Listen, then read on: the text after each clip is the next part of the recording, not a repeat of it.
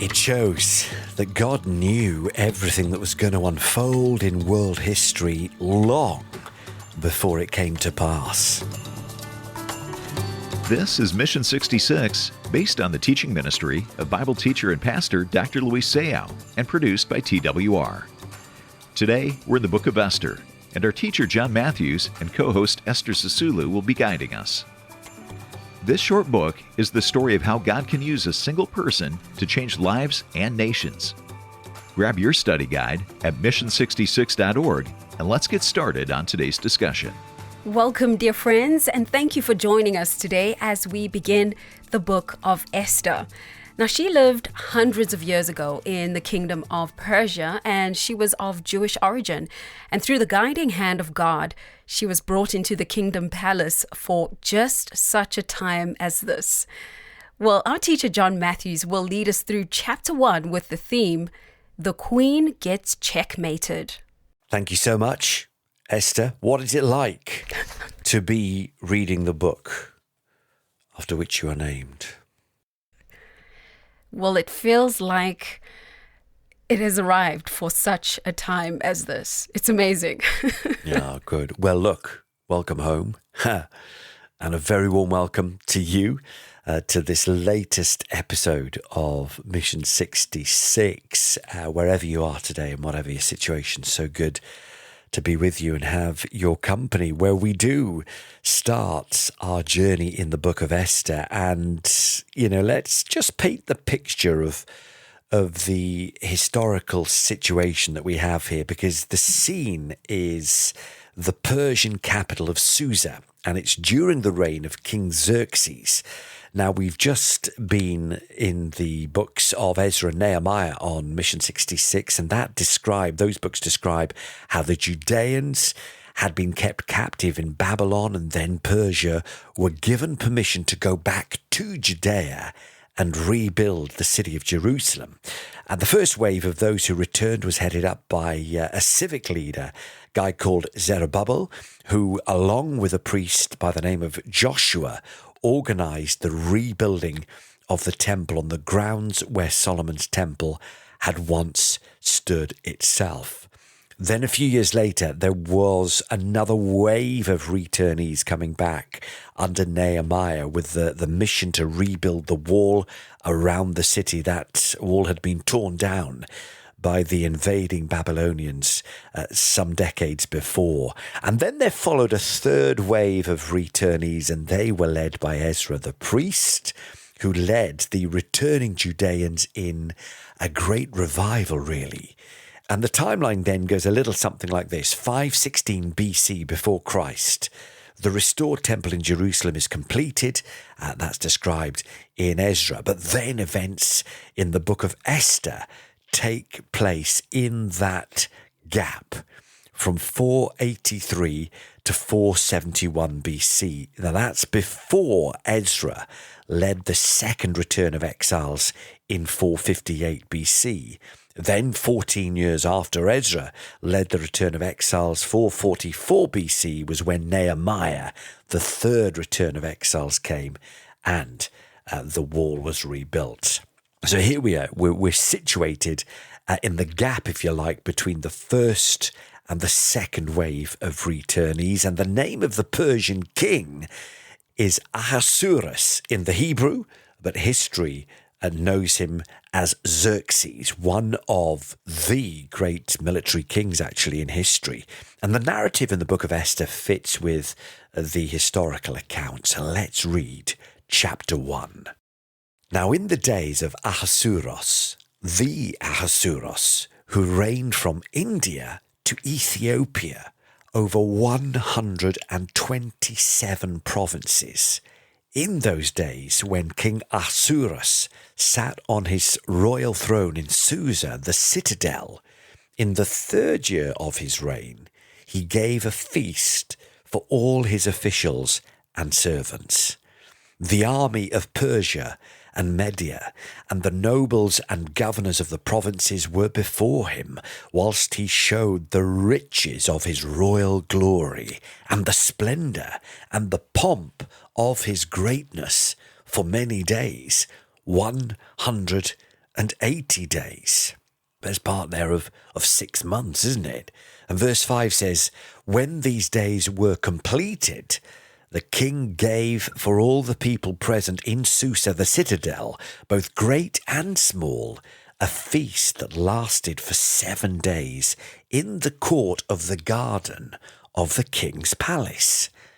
And there were white cotton curtains and violet hangings, fastened with cords of fine linen, and purple to silver rods, and marble pillars, and also couches of gold and silver on a mosaic pavement of porphyry, marble, mother of pearl, and precious stones.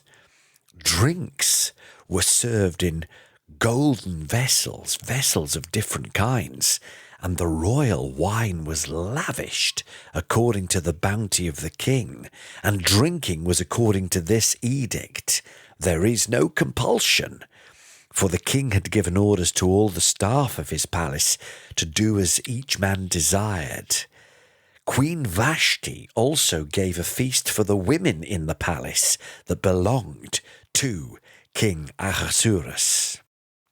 Now this is some party, isn't it?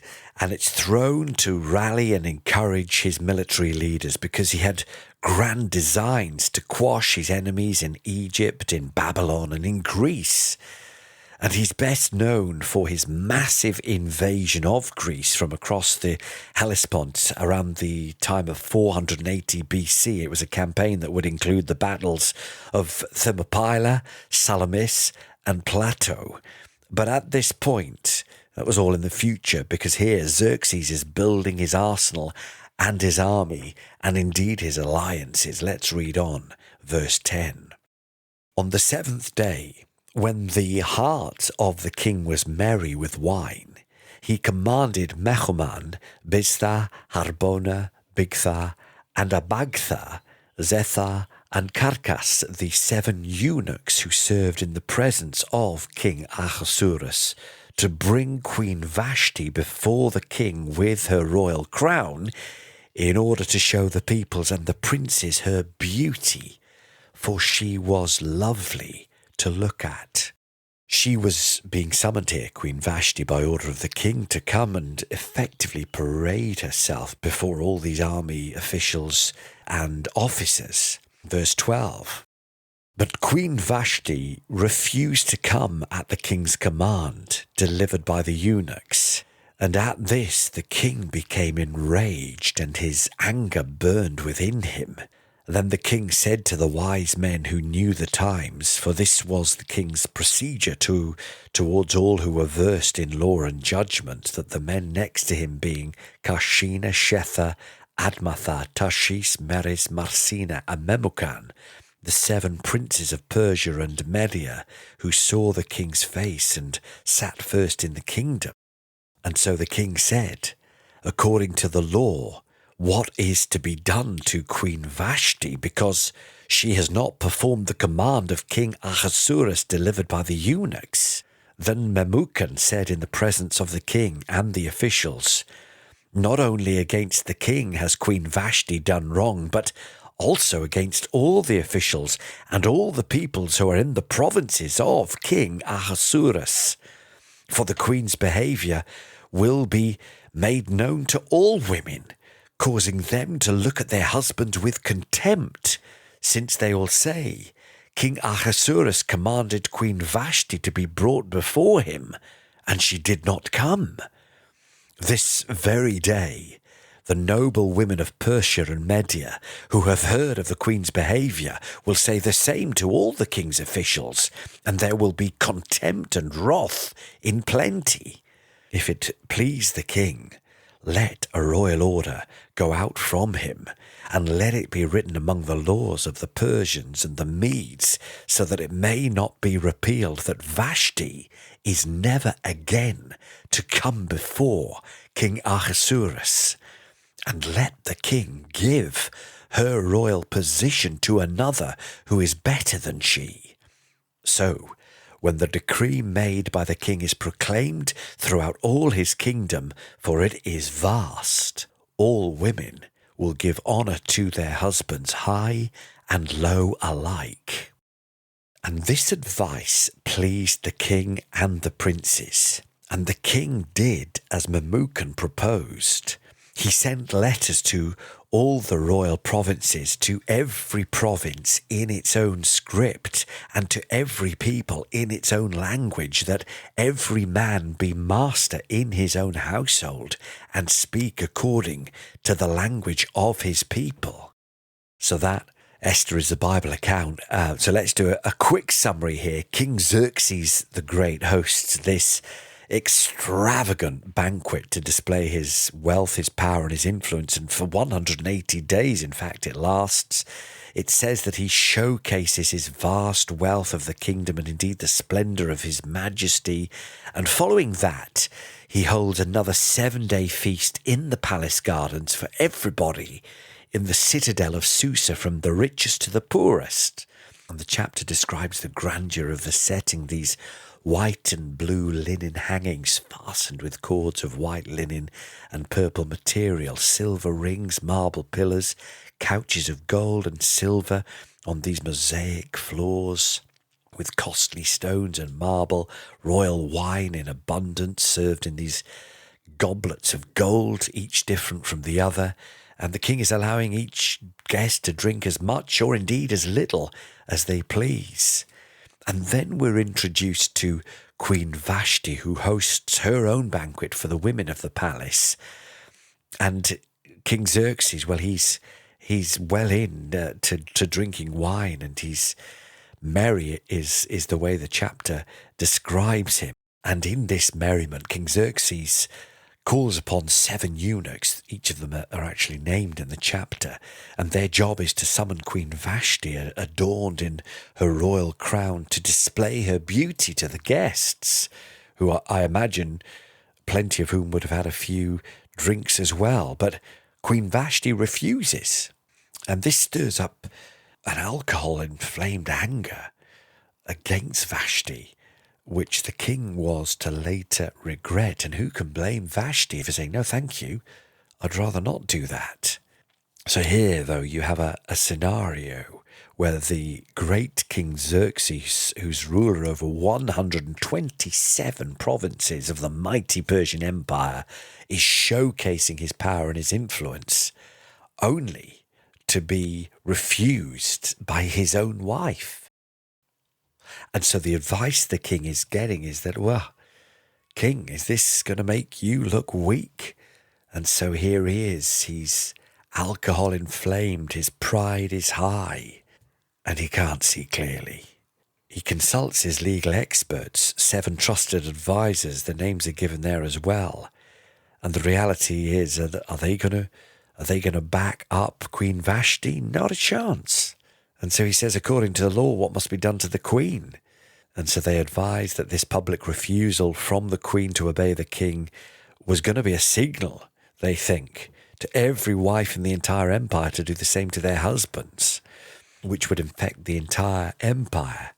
There's some illogical panic in their response. But their response is that they need to make an example of Vashti by deposing her as queen. And let's be honest, this does not make easy reading for us. Bad decisions made under the influence of alcohol, and a decision that the king was to later regret, and with no thanks at all to his legal experts, who effectively just brush his ego rather than talking some logic and truth to him.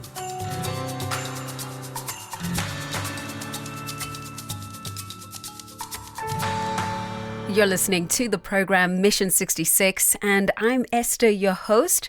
And today we are covering the book of Esther, and this is unbiasedly one of my favorite books in the Bible.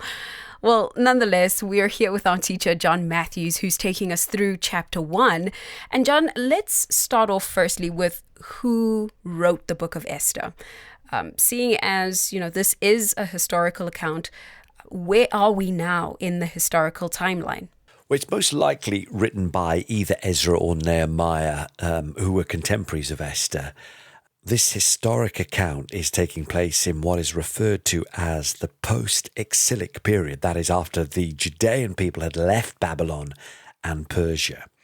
After the year 539, King Cyrus of Persia allows the Jews to begin returning to Judah and Jerusalem. Now, Persian culture is very different from the Semitic cultures.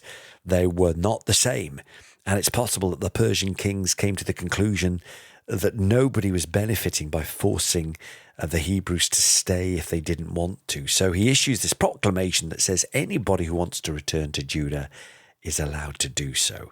Now, some returned and some stayed.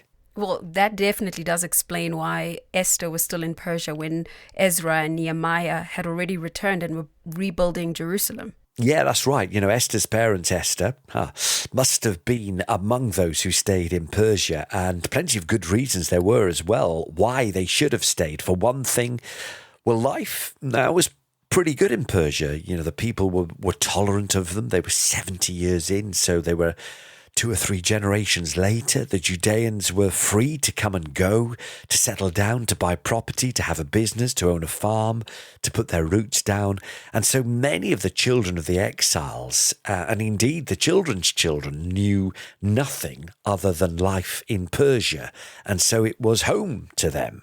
Another reason why many of them stayed was because it was more than 600 miles from Susa to Jerusalem. That's a fairly long distance today, but in those days it was a very, very long way. And the terrain separating Susa and Jerusalem, well, it was rough and rocky, plenty of dangers, toils, and potential pitfalls along the way. And so we discern that Esther's parents evidently died in Persia. We don't know the details of that, except that she was now being raised by her uncle, and her uncle's name was Mordecai. Well, isn't it interesting to note how history remembers King Xerxes?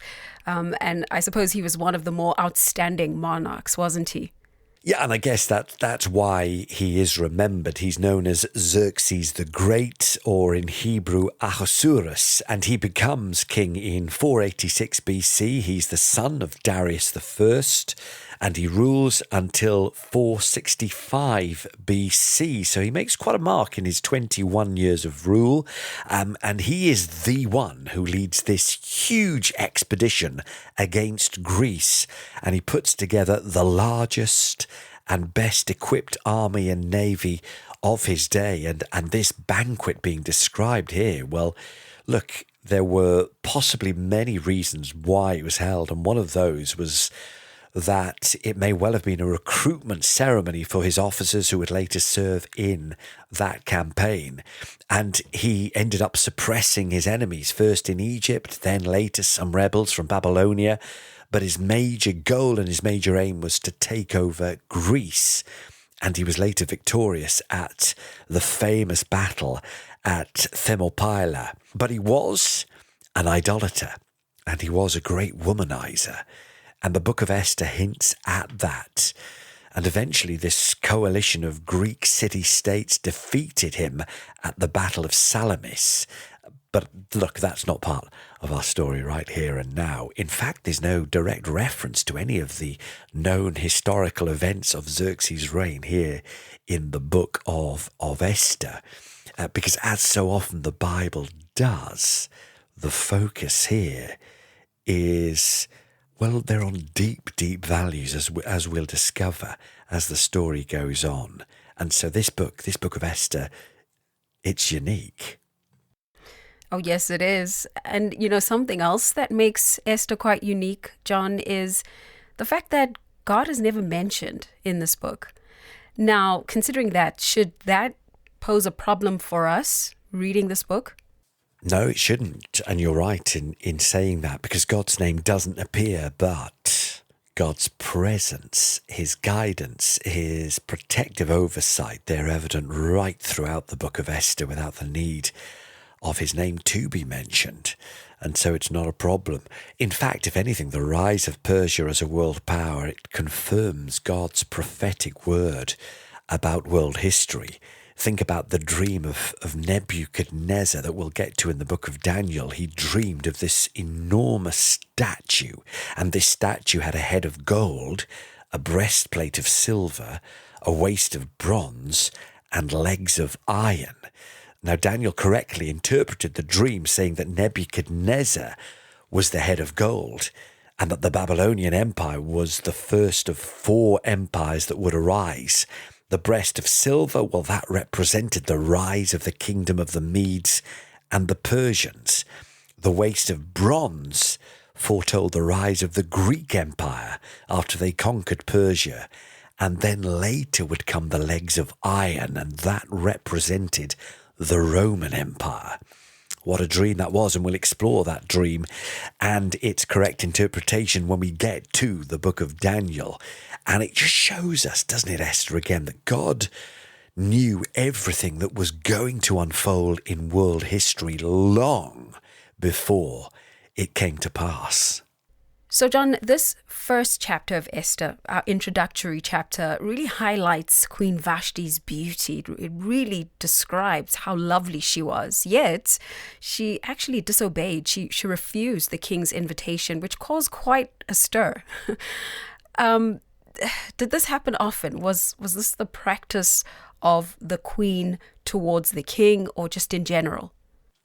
Well, yeah, it's an interesting point. And Queen Vashti, you could describe her as the originator of women's liberation for standing up against chauvinists. And good for her, because there was plenty of reason here to stand her ground. She's conducting her own banquet for the women, so is plenty busy besides what's going on with her husband, the king, and certainly doesn't appreciate being summoned effectively to be gawked at by a bunch of drunken party goers. And we see Queen Vashti's rebuff against her husband. And what is she rebuffing? Well, she's rebuffing being humiliated in front of all these men. And so quite rightly, Esther, she is having none of it. Oh, yeah, indeed, John. She stood her ground. Now, I have heard it said by some who oppose the Bible that the reason why they oppose it is because they feel the Bible disrespects women. Now, is that really a fair assessment of the Bible? No, it's not a fair assessment at all, and it's actually a lie. It's not true, because both men and women were both created in God's image. Yes, the intention was they would have separate roles, but that they would be together as a team. And that is the goal of life. That was the aim when God created the world perfect. He created it with the aim of there being mutual cooperation for the general good of all who lived in that world. And certainly not one party dominating the other. And that kind of behavior enters the world only when sin enters the world. And it is a product, unfortunately, of sin, of a fallen world. And we see it between men and women, but we see it between men and men. We see it between women and women. We see it everywhere in our world, the desire to control and dominate, because that is part of our fallen human nature. And the beautiful thing about faith in Jesus Christ is we don't need to do that stuff anymore. We don't need to prove ourselves, because we are proven in Christ. We are children of our Heavenly Father. And the need to be unkind to other people who are not like us, or to try and gain dominance over them for some reason, that ends. And Jesus Christ said the first will be last and the last will be first. Jesus said, "Blessed are the meek, for they shall inherit the earth." Utterly countercultural. And so what God created perfect, unfortunately sin spoiled, but there is a way back to the way that God intended.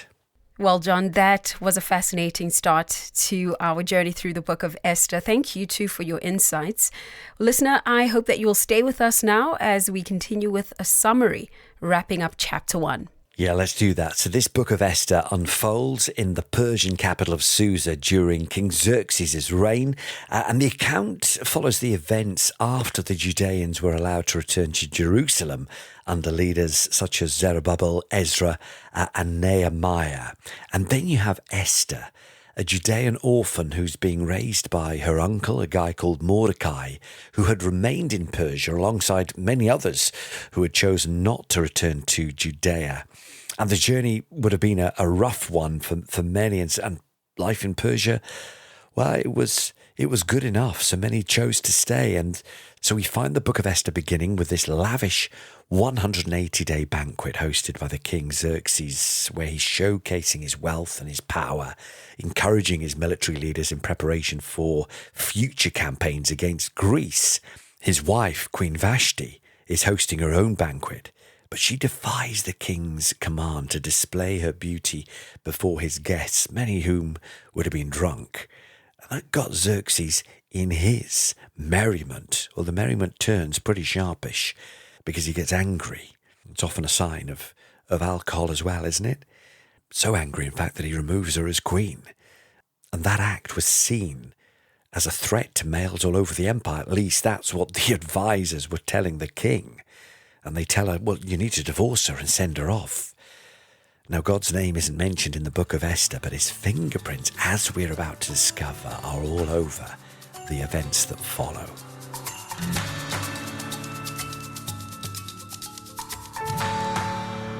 Yes, indeed. And we're going to continue seeing the hand of God in the story of Esther when we continue studying through this book next time here on Mission 66. Thank you so much for joining us, friend. I am Esther for John and our team, and we'll see you next time. Let me remind you to head on over to mission66.org to download your study guide. It's free. Dive deeper into the Bible teaching of John Matthews and learn how it all relates to your Christian walk. Tag along with John and Esther on our Bible road trip episode by episode. Your study guide's waiting for you at mission66.org.